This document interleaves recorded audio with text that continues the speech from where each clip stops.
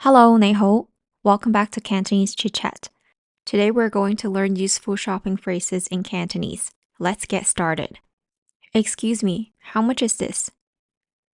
唔該，呢個幾多錢啊？唔該，呢個幾多錢啊？Too expensive. 太貴啦，太貴啦。Cheaper please. 平啲啦，平啲啦。Or you can ask, can it be cheaper?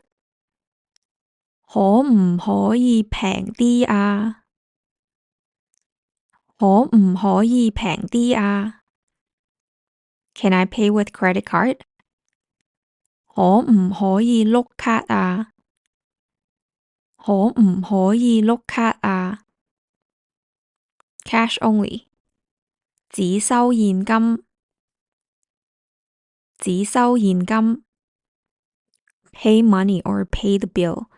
俾錢，俾錢。Well done today. Now you're ready to go shopping in Hong Kong. Hope you enjoyed this lesson and subscribe for more Cantonese lessons. See you next time. 下次